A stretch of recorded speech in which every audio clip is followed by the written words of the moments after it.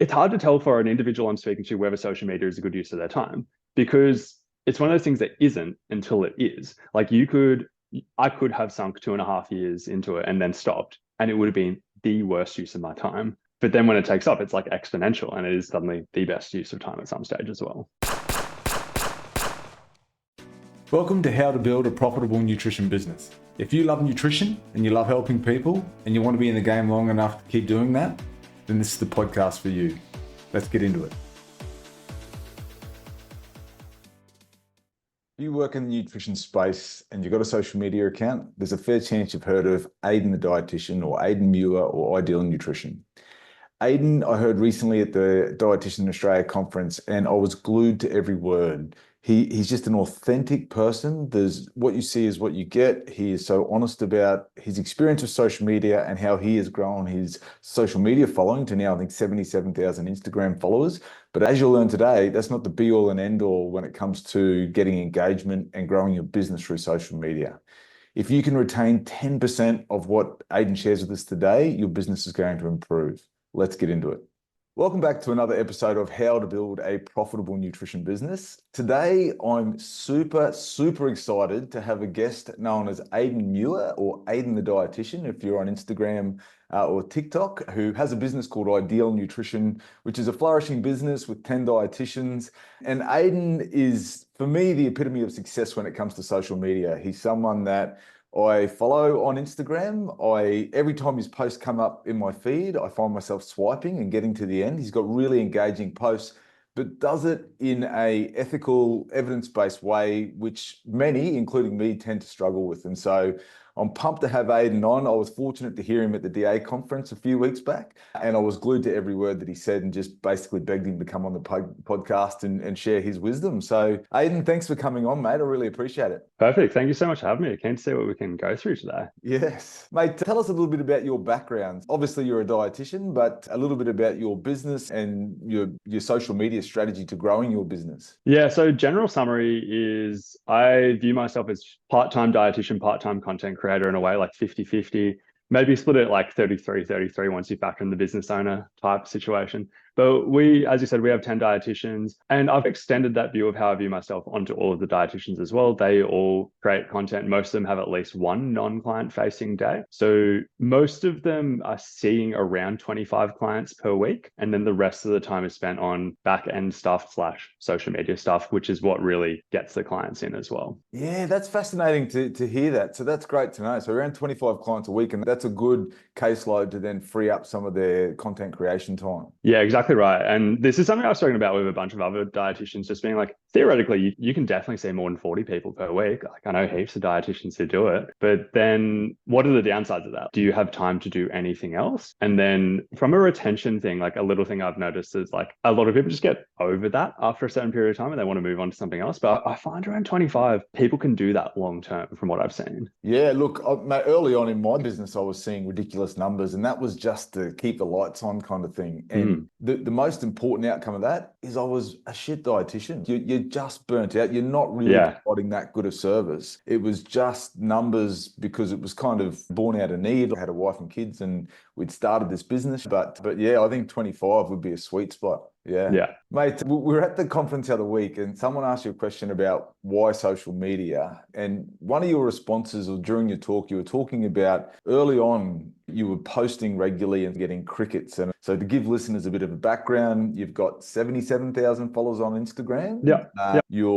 Which is huge. You've got 9,000 on TikTok because it's a little bit more fresh, if you like, a little newer for you. Why social media? Why, when you're getting crickets all those years ago, what made you keep going? Yeah, the crickets thing, because to add context, it was 3 years before I first got a client through Instagram.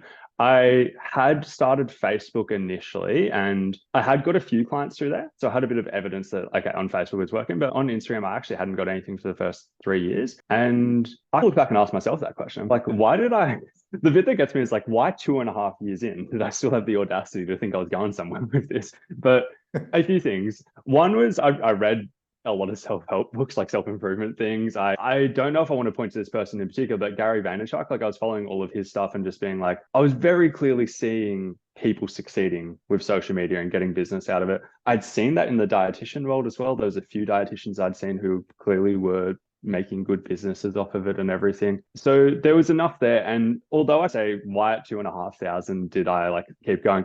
It was probably around 2,000 to 3,000 followers, somewhere in that range. Was, oh, I am gaining traction.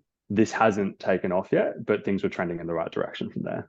Yeah, okay, because that is persistence. Like I probably would have given up beforehand, but it was one of those things for us that we did it because we knew it wasn't going anywhere. Yeah. But we didn't focus on it was the thing. That's actually like a little thing that I've struggled with like when I try to communicate this to other dietitians and stuff like that, just being like, it's hard to tell for an individual I'm speaking to whether social media is a good use of their time, because it's one of those things that isn't until it is. Like I could have sunk 2.5 years into it and then stopped, and it would have been the worst use of my time. But then when it takes off, it's like exponential, and it is suddenly the best use of time at some stage as well. Yeah. So you're so you've got 10 dietitians for in Ideal Nutrition. Yeah. Are they like, what percentage of those is there 25 caseload online? Is it significantly? Yeah, like 80%. Even though it sounds a bit more reality in that we are very Australia focused. I would say less than 2% of our clients are international. So we're very Australia focused, but I would say probably close to 50% Brisbane based, maybe 40 to 50% Brisbane based, which is where we are. It's just that a lot of our Brisbane based clients also see us online, because the logic I use is we do 45-minute initials, 30-minute reviews. The review sessions is where the magic happens for it being online, in that somebody could see me at 12 p.m. and it's their lunch break if they do it online. They could be at work, they could just find a room at work, something like that, see me online over Zoom. If they drove to see me, say it takes 20 minutes to come see me, 20 minutes to go back, and then there's a 30-minute consult, that's so much of their day gone. So even a lot of our Brisbane clients see us online for that reason. Yeah, right. Okay. And I wonder, like with the algorithms and you posting consistently, unless I've missed something, like it's certainly not Brisbane specific content that you're creating, but is it just that the algorithm tends to feed the geographic area around you? Yeah, a combination of stuff. So like how we're talking about TikTok, that was actually one of the things that I've noticed heaps. Just being like, I did a semi-viral video on lactose intolerance maybe 2 years ago. And then I went and played like basketball, like at a social basketball. And all my teammates were like, oh, I saw you on TikTok. Like it clearly skewed very heavily towards Brisbane. With Instagram, I don't think the algorithm is as heavily skewed that way. But there's a few things that I did early on that kind of started the flywheel that kind of made it stay a bit more Brisbane centric. A few angles. One is I've never tried to blow up through other strategies. Like many years ago, hashtags were quite effective in terms of like you go hashtag nutrition and it would get sent out a bit further. But who's clicking on that hashtag? It would have been like America focused or like other things. So I always avoided trying to grow through other things that would be a bit more global. And even with like, we'll talk about this later, but collaborations, I collaborate way more heavily with Australian dietitians and nutritionists than I do internationally, because do I want a bunch of European collaborations or American collaborations where I'd have to suddenly be working odd hours to service clients from those areas? But the little thing that started the flywheel that I was meant to talk about is, I don't know if I'd recommend this to people, but I'm just telling the truth. It's what I did. When I realized I was largely followed by dietitians and other nutrition professionals, and I was like, they're not my target audience. At that time, I was like, I'd love to work with more powerlifters. The thing I did was I found every powerlifting gym in Brisbane and I followed them, and I checked who was liking their most recent posts, and I started following all of those people and engaging a bit with their content. And say I followed 100 people per day, which is what I did. Not saying I recommend that, I'm just saying what I did. About 20 of those people would follow back. So suddenly I was getting like 20 new Brisbane-based followers per day, roughly. And then if I made a good post that started getting shared by people on their stories, it was Brisbane-based powerlifters who were sharing it. And that's how it started getting shared with their friends. And then their friends started following me. And that's partly what skewed it towards being Brisbane based. Yeah, right. Wow. It's fascinating. Is it Russell Brunson? I've read that somewhere about you. You've got your top 100 and you follow them, and then it grows from there. So there's a real strategy behind it. And one of my questions was actually going to be about that, because you were talking about hashtags and not having followers overseas, because can you really service them, or do you want to service them? Yeah.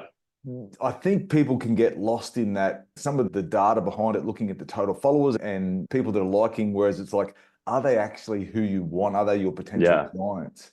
For you, you've got 77,000 followers on Instagram. Clearly, you've managed to craft that so that they are potential clients, because your business is flourishing from that. But it is a real risk, isn't it? I know with Mealzee, like we'll post things and We were doing, there was a personal use login, but it's now just targeted at nutrition professionals, nutrition and fitness professionals. But I'm still getting people that the Joe public that are looking for a meal plan, which that's not who I want. So it's Yeah. there's a real art to try and just niche down on who you're looking for, isn't there? Yeah, 100%. And it's one of the interesting things in relation to, I remember as I was growing on Instagram, I had a bunch of my friends always like being like, how many followers you up to now? How many followers you up to now? And it's almost like a bit of pressure to keep growing. But at the end of the day, like it still makes sense to try to only really get people in your quote unquote target audience. I'm not going to say I'm exclusively trying to only do that at the expense of everything else, but I'm quite proud of the fact that if you check my analytics, it's 50 to 70, I'd say 50 to 60% now are Australian. And then another like 20% is American. And then the next highest is UK. And that's almost all of my followers in that kind of area. And obviously it takes a bit of work to do it that way. Like I'm not trying to stop other people from following me, but the target audience is mostly people in Australia. Yeah. Oh, it's working. Mate, with the analytics, how much time of your content creation strategy is spent analyzing your posts or even looking at content ideas, what's trending? Yeah, so I could go heaps of ways with this. In terms of like very short term, I spend 2 seconds after pretty much every post. Like at some stage when I'm like responding to comments, I'll just be like, how did the post go? Did it get how many likes, how many comments, how many? And I don't think about that too deeply. Like being honest, I just don't think about that too deeply. It's more just of a quick vibe check. Did this go well? Did this go poorly? And then I learn from that. But the once a month, something I implemented probably like 12 to 18 months ago, I started doing a bit more of a formal audit of my content where I just look back over the last 30 days, see what went well, see what went poorly, and try to use that to generate some ideas. So I do look at the analytics a bit closer there. But the content ideas thing that you touched on is probably where I'll go a bit deeper here. That's the hard part for me because I'm not a perfectionist. I actually post like 98 to 99% of the ideas that I have. Maybe I have a bit of a higher threshold for what I call an idea, but it's so rare for me to start creating a post and then pull out halfway through. Like I pretty much have an idea, make the post, right? But I post 5 times per week on Instagram, which therefore tells you I roughly have the equivalent of 5 ideas per week. I try to create a bit of content in advance. So when I go on holidays and stuff like that, so it's like I'll post like one less or something than the amount of ideas that I have because I'll save that up to the future. But how I get ideas is through a mix of ways. One is following a bunch of other people in the nutrition space. And because I feel like my way of delivering things in a way is unique, I'll just use my own words. I'll say my own thoughts. I've obviously been reading this stuff for well over a decade now. I'm very okay if I saw somebody make a post on, I don't know, protein timing, for example. I'm very okay being like, oh, that's a good idea. I should post that as well. And I'll just use my own words. And if my own words come out similarly to that person, I'll just give them credit. So I do get ideas from other people. But the other thing is like, where I'm always thinking about nutrition stuff like that. I'll think about what my clients have said. I'll think about all these things. But the bit that I'm about to get to is like the idea is the most important thing for me because that's the biggest handbrake on my content creation process. But if I'm driving home, I literally pull over if I have an idea and I write it down. It is Oh, the most important thing to me. I will stop whatever I'm doing and write the idea down. That's how much it matters to me. yeah, right. Well, it's crucial, isn't it? Because it's I sympathize. I relate to that in the fact that for me, it'll come in a burst, and then for ages I don't have any Yeah. ideas, and then my inspiration to even be on social media completely evaporates. So if you're thinking about it all the time, then how much time of that time is then spent creating the content? If you do 5 posts a week, what does each post roughly take you to put together? Yeah, I call it about 30 minutes per post. I'd say that's pretty fair, like from start to finish. I obviously do have a team that helps me with this. So obviously 10 dietitians, like some of them help me with some content creation stuff. I'll write every word. If it's like a carousel, like or an infographic or something like that, I'll write every word. I'll send it to a member of my team. They're the one who puts it together. If I do a video, like I'll have a member of my team edit the video. I'll tell them what to do. I'll tell them what studies to pop up and all these things, but they're the one doing the work. But the most interesting thing in relation to that is I've probably always taken about 30 minutes to make a post. The difference now that I have a team is I just make higher quality posts, but I've always taken about 30 minutes. And that if I was doing a video that goes like scripting through to filming, through to the entire process, getting props or something like that, averages out to about 30 minutes per post. Yeah. What do you use to edit, if you don't mind me asking? For videos, What CapCut is tool? what it is. Oh, CapCut, yeah, yeah. CapCut, and I'm really big on CapCut. And the reason I'm so big on it is because I'm in a bit of a social media group. It's a paid group. I'll shout it out. The Social Circle is the name of the group, but it is full of a bunch of people who have gained big followings over the past like 2 years. A lot of them have gone from like less than 3,000 to some of them are over 1 million. A lot of them are over 100,000. And the reason why I'm pointing to that group for the sake of this CapCut thing is they all use CapCut. All of them use CapCut. And it's so interesting to me, just like the same thing with like their subtitles on their videos. They're all using the same text for their subtitles.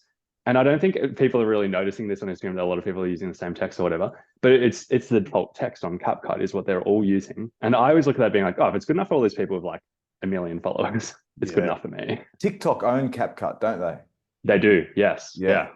So that good business move by them is that they're going to reward people that are using that. But yeah, it's so linked in that if I edit a video on CapCut, then save it and then post it to TikTok separately, TikTok still knows that I've done it on CapCut. Sometimes it pops up with a little, this was made on CapCut kind of thing. Yeah. Yeah. How do you balance? Because the big thing for me as a dietitian is that evidence-based, because you see in the nutrition space, nutrition information, it's quite often as a dietitian, you're sighing, I can't believe people are posting this. It's not accurate. It's that clickbait kind of thing. Like, how do you balance that evidence-based approach with it also being engaging and entertaining? Because it's something that I think you've mastered the art of. Yeah, it's a tricky thing. And I'm always looking like, how could I make my content better? And there's so many things that I could do, but it starts delving into that territory of like no longer being as evidence-based and everything like that. I just think you can do the best you can. And using one of the things that I think allows me to be a bit separate from a lot of other dietitians here is I'm willing to say some stuff and also be okay with being wrong. I'll do everything I can to be as evidence-based as possible, but I'm not scared of doing my own research, coming to a conclusion, and then being wrong. Because if I'm wrong, all I'm going to do is apologize and say, hey guys, I was wrong. Super rare that should ever need to happen. But I think a lot of people are just scared to say stuff. Like they're scared to risk ever being wrong. And if you're scared to do that, it's very hard to put out information that stands out. It's very hard to put out information that stands out if you're very scared of being wrong all the time. Yeah, that's great advice because that's science, isn't it? Science is about trying to prove theories, and then sometimes it's wrong. And okay, that's good advice for me, actually. Thanks, Aidan. All good, all good. Mate, you were on Facebook. You pulled back. It wasn't, and you focused more on Instagram and now TikTok. Can you give us a little bit of an insight into the platforms and why? Yeah, so the platforms and why this comes back to that whole Gary Vaynerchuk thing. One of the reasons why I was a little bit drawn to his content was he has his flaws like everyone, but like one of the things that kind of drew me to his content was kind of stuff about how he talks about time and also effort. But a lot of people would be like, oh, TikTok's a time suck. Like I just scroll the feed. And he'd be like, okay, if you're scrolling the feed, set a timer for however long it takes you to learn and become familiar with the platform. Set a timer for how long it makes sense to do that, and then stop when you get to the end of the timer. But the other thing I was talking about with time is he talks about this concept of 80-20. And it's if you have something that is working for you, you should probably put 80% of your effort into that. You could obviously debate the numbers and be like, should it be 80% or whatever? It's the concept. That's all I care about. And I started to go a few clients from Facebook. Obviously, I should put 80% of my effort into the thing that was getting me clients. But then one day I looked up and I was putting 80% of my effort into Facebook and 20% of my effort into Instagram. And I was growing quicker on Instagram. So I was like, oh, I don't like Instagram as much as I like Facebook. It doesn't feel as natural to me. But if I'm only putting 20% of my effort in here and it's going better, I should probably shift more effort towards here. And I'm sure you've heard the story of, speaking of Facebook, Mark Zuckerberg talks about this story about when he realized that mobile was the future. He was trying to push the Facebook team to focus on the app rather than the desktop. And it was really hard to get them to change. So what he got them to do was they had to design everything for the app first. That just became a blanket rule. They had to develop for the app first because it was the only way he could get people to shift there. And for me, like the same thing with Instagram versus Facebook, because it didn't come naturally to me. It was very hard for me to shift that 80% effort over to that. I just one day decided I've got to do that. I posted it on LinkedIn and everything. I was like, this is what I'm doing. I'm shifting everything to Instagram. And with the TikTok thing, I'm a little bit undecided on that now as well. But the same kind of thing, like I saw a lot of people succeeding on TikTok. I decided I should have a play around with it. And then one day, same thing, putting 80% of my effort into Instagram, 20% into TikTok, and I was growing quicker on TikTok. That seems to have slowed down a little bit, and same kind of problems about being like, it's not as natural to me as Instagram is and all of those kind of things. The other thing I'm a little bit unsold on is like whether it generates clients as effectively as Instagram. Like we know factually that if somebody had, let's say 77,000 on Instagram, 77,000 on TikTok, they would be getting more business from Instagram most likely, unless there's a few specific demographic reasons.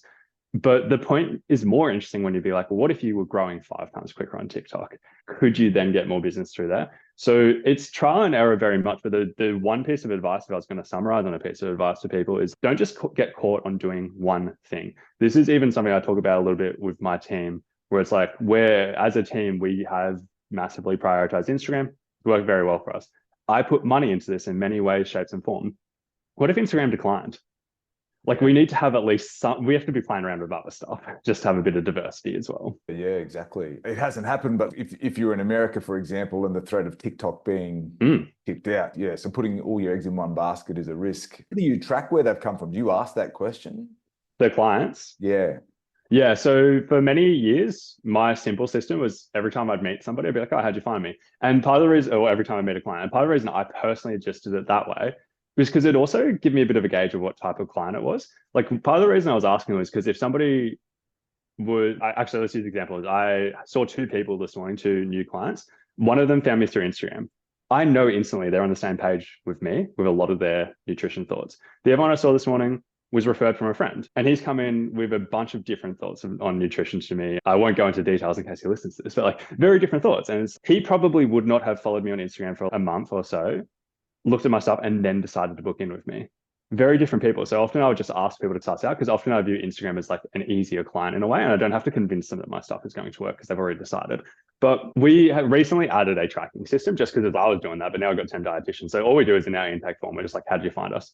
And it just says Instagram or social media. Like they write the stuff. So it's not like a multiple choice or whatever.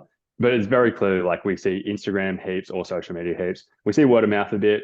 We see referrals from certain PTs and coaches and stuff like that a bit. We see Google a little bit, but like very clearly social media is the main thing. Yeah. Are you putting money into Google as well? We do Google ads, yeah. So I've experimented between $400 and $1,000 a week on Google ads. I'm still not sold on whether it's profitable for us, if I'm just being honest. Like we haven't tracked it super well. We're slowly improving the tracking and stuff like that. And I've had multiple phases of doing it versus not doing it. But the one bit that I'm not really sold on is like the cost to acquire a client, just being like how much. I think it comes out and going deep into numbers. I think we can only spend about $100 on acquiring a client through Google ads, because the other little thing is our client retention of a Google ads client is lower than an Instagram client. So the average Instagram client is worth about double to us what a Google ads client is, for the reasons I just outlined before. Yeah. So we do it, and yeah, I'm even more playing around with Google ads because I think there's more opportunities here without going too deep into it. Like one thing we haven't done, and I don't think any dietitian has done, is set up specific landing pages for everything. Like we could do a Google ads thing targeted at IBS and then set up a landing page that's specific to IBS. We can do it targeted at like endurance nutrition or like running nutrition. And so we have that in the process, which is part of why I'm playing around with it. But even then I'm like, will that make it profitable? Hard to say. Yeah, right. Yeah, it's interesting you say that. So with Instagram clients, they're warmed up. They're coming to, whereas Google is the modern version of the newspaper almost. Like they're not quite cold, but they're not as warmed up as what you could, or familiar with you as what they would be with social media. Yeah, and even going deep on that, you could talk about a flaw in the way that we do it. And I don't think anyone else is doing this, so I'm pretty easy to expose it. But like, you can run Google ads and then have a lead magnet that warms people up. And then there's so many ways it could be done better, but that's just where we're at right now. Yeah. Well, this is probably for another time, but we've just built these recipe ebooks that are a great lead magnet because you can put call to action buttons and services within, like there's web pages built into it. So that's what we're exploring at the moment. But yeah, there's so many opportunities in there that are still to be tested essentially. Mate, what about when it comes to your strategy for posting? Headlines, captions, time of day? Do you find any time of day is better, or do you mix it up? Yeah, so I'm not too picky on time of day. Because I have the Australian focus, anywhere between 8 a.m. and for me, 6 p.m. is, I'll do it anywhere in that time frame. Partly the 6 p.m. cutoff is it gives people a chance before they go to sleep or whatever. And then the other thing is just so I don't have to be checking my phone late at night, like responding to comments or whatever. But Time of day, I'm not actually trying to optimize for like when my audience is most active. I've just looked at my content and been like, oh, the posts that go well seem to be the good posts. The posts that don't seem to be the worst posts. And it doesn't have anything to do with the time of day. It's just part of my logic with that. What other parts did you want to explore with that? What would differentiate a good post? Hmm. Because I was looking on your TikTok, you've got, which is really interesting as well. Like you've got 9,000 followers because you haven't been on TikTok as long, but there's a post there that's got a reach of 358,000, and there could be Yeah. more. I mean, that was me brushing over it. So it's Yeah. like, So that TikTok's a different one in that the algorithm is so much more wild on TikTok with ups and downs. Like I could do a post quite literally like this week. I did a post that got 250 something thousand, and then the next day one that got 1,000. And this is a great example of better versus worse. Like with that TikTok that got so much more. Why did it get so much more? It was just it was content that generated discussion in that example. Like so many people were commenting on that, so many people were liking. That one specifically was a lactose intolerance one. And the funny thing on TikTok was there was a lot of people just like disagreeing, basically. I don't want to get into the content. They were wrong. I was right. It's okay. It just generated a lot of discussion. Whereas the follow-up one that only got 1,000, the lighting wasn't that good. The sound quality wasn't that good. I didn't put heaps of effort into it. But the other thing is the one that was a follow-up was really the one that like adds a bunch of context and goes into nuance and closes all the loops that people were commenting on, which doesn't really leave them more room to comment and build engagement. Yeah. And the same thing with the one that got 358,000.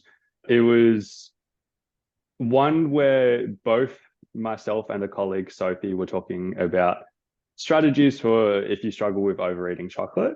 And there were different strategies. Sophie's, which would have generated the most discussion, was she called it the 5 block of chocolate rule, which is having 5 blocks of chocolate in your house at all times.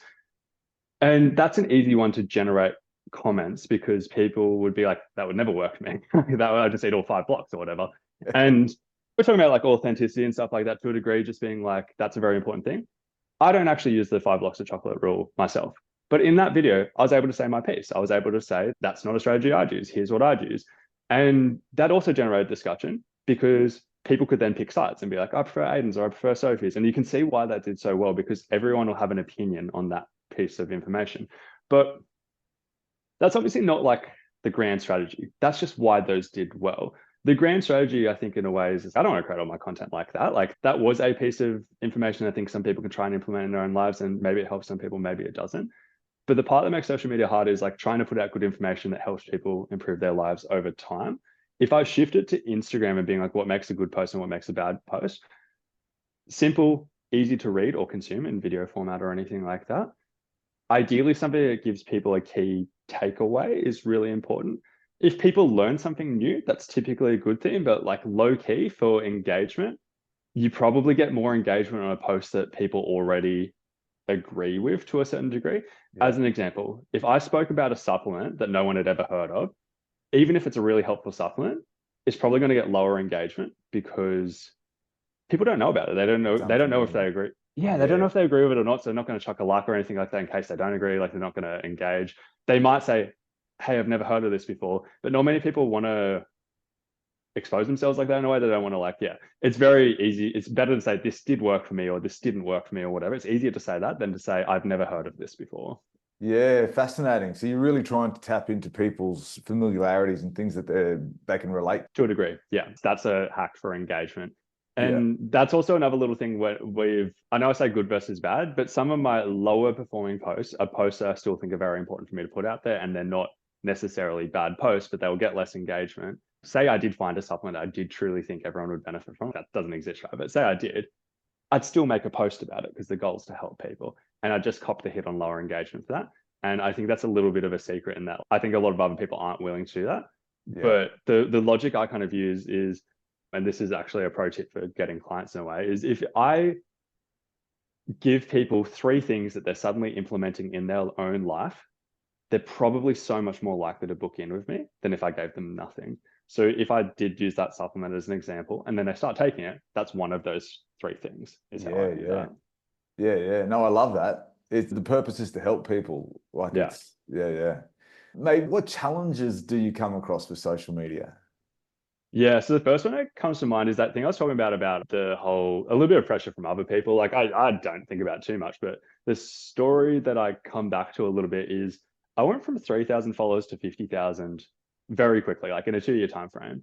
And if I could go back in time, I'd probably keep the foot on the gas a little bit longer. But I intentionally slowed down a little bit, intentionally in multiple ways. Partly because I've heard of a few people with bigger audiences talking about how like the negativity doesn't get easier just when you have a. I viewed in my head like I was imagining like LeBron James. He's copping hate all the time. Probably just brushes off because that's his life. But then I heard a few people around like 1 million followers talking about how, nah, like I still feel it. And I was like, okay, how big do I want this to be?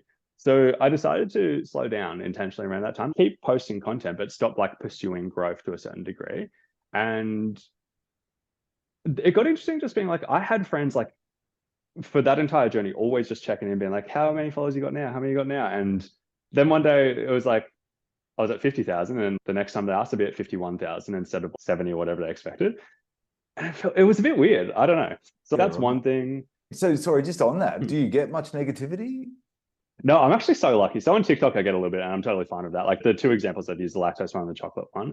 But the on Instagram, almost nothing. And I think a reason why is because I'm genuinely just a pretty nice person. Like you'll see in the nutrition space, there's a lot of other people who call people out. And one I don't want to get too deep on that as well, but like a lot of people who call people out, like sometimes they're doing it from a place of good intentions and they're trying to call out the information and stuff like that. But the bit that gets me is sometimes they like do a bit of name calling in there. I'm like, come on, you could have just like, stopped like just by focusing on the information. But I don't call people out. I don't do anything controversial. This is another thing with the engagement stuff, just being like, if I see somebody posting something I disagree with, I know I could get 5 to 10 times the engagement by using their thing and then adding my 2 cents after in response to that. Whereas what I actually do is I see their thing and I just give my 2 cents without actually naming and shaming or whatever. And I get lower engagement because of that. But you know what I don't get? I don't get hate. Like I don't get people trying to like bring me down. But I think that's a reflection of your personality, mate. I respect that. I think that's because you're right. Like, I mean, it can be a pretty toxic place online with people and, you know, getting behind a keyboard and they'd say things that they probably wouldn't say to your face. You collaborate and do partnerships. Can you give me some insight into that and your strategy around that and how beneficial it's been? Yeah, so Instagram probably added the collab feature maybe 2 years ago. I couldn't exactly say when, but it's been pretty integral to my growth over the last 2 years. It's a major player for me. What I do is I collaborate internally and externally. Internally is obviously with other members of the Ideal Nutrition team and also with our Ideal Nutrition page. One of our things for growing our Ideal Nutrition page is once a week, somebody from our team will collaborate with the Ideal Nutrition page. They'll probably just do a post that they were planning on doing anyway, but then collab with the page so it grows that page. And it also means if somebody was only following that page, they'd also start seeing all of our dietitians. So it's a bit of synergy basically internally. If we get a new dietitian and I want to build up their caseload, I start doing collabs with them and then suddenly they gain a bunch of exposure to my audience. They grow, but then also people are more likely to book in with them. The external stuff is for growth for me. And I do see why a lot of other people don't do this from like a branding perspective and stuff like that. But I don't have a set frequency. I just try to do a couple of collabs a month, but it's not a set frequency. And I'll collab with multiple types of people. If somebody just has good content and I think we work well together, I'll collab with them regardless of their following. Every now and then I'll collab with somebody with a massive following. And that's the most followers I'll get in a day. Like I'll get like 400 plus followers in a day if I do a collab like that. And I don't know how interesting any of that stuff is with people. So I'll say what probably is a bit more interesting is my process of doing it and why I think it's been a lot more successful for me than other people is I see what other people do is they find somebody they want to collab with, they hit that person up and they say, hey, we should collab. And then they try to come up with an idea and then they try to make a post and they probably go back and forth on that post. It takes ages. And they've probably posted a lower quality post because they're trying to force the collab without the idea. I do the opposite angle. At minimum, I come up with the idea first. I come up with something that would tick the box of being a good post for myself first. And then I think, who could jump in on this? Who else could I collab with on this?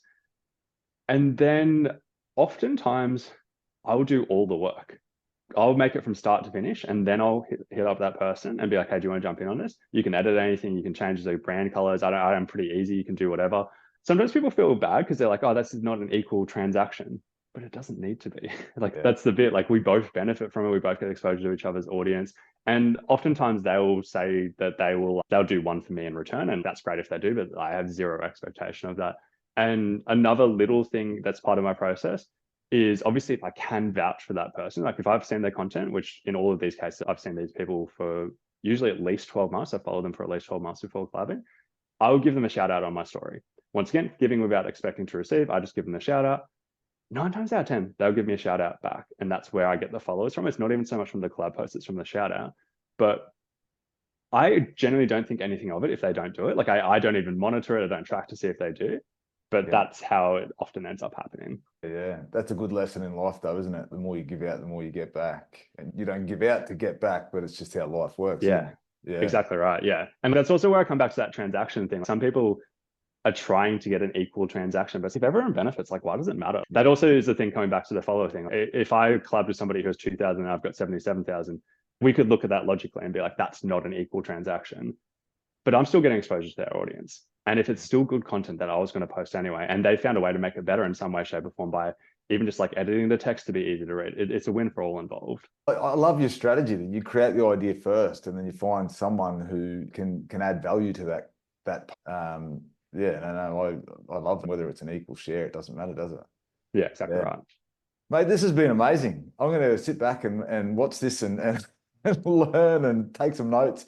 You've shared so much. I'm sure we could talk forever, but I appreciate the time you've given me. So, mate, one piece of advice if you had to give to any budding nutrition entrepreneur or even a seasoned professional who's in the space, what would it be to help grow their following of useful followers?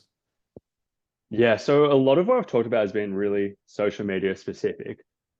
I'm going to go another angle here, which might appeal to certain people, but I've talked about like how Gary Vaynerchuk was one of my original like inspirations. There's another one I follow heaps, Alex Hormozi, and both of them have said this thing about do first and then share. And like with Gary Vaynerchuk, he was working in the wine store and he built a business or whatever. And when he gives business advice, people are like, oh, he built a business first. Same thing for Alex Hormozi, he's built businesses and then gives business advice. I don't take it to an extreme in terms of, I did start my social media straight out of graduating. And I don't think you need to like delay posting on social media until you learn how to be a good dietitian first. I don't think that's true. I think you can do both at the same time. But if you build up your skills as a dietitian, you find a way to communicate effective information to people, you help a bunch of people, it is a lot easier to do stuff on social media. It's a little reason why I always want to keep seeing clients myself personally. So I put heaps of effort into social media stuff, but taking another angle, like that social circle course I'm in, I've seen a bunch of people in there who've almost like blown up too early. There are a lot of PTs who've like just got their qualifications and they haven't figured it out yet, but they figured out how to make a video. It's pretty dangerous to watch because they don't know what they're doing. They can't really capitalize on the success anyway. And even if they did, I'd be a bit scared for it. So I know it's not like super helpful me saying this, but it's also like, you've got to be good at what you do for this to work out as well. Yeah. No, I love that. That's great advice because it is a risky strategy otherwise, isn't it? Like it's putting the horse before the cart. Yeah. All right. Yeah. Thanks again, Aidan. I really appreciate your time. No doubt anyone listening to this, there's so many bits of information here that can help them grow. And so appreciate the time you've given up to share. Perfect. Thank you so much for having me. No problem. Thanks, mate. Do you find this podcast valuable? There may be other nutrition professionals out there will also. If you like, share and subscribe, it's going to help other nutrition professionals make an impact on the world just like you. Thanks.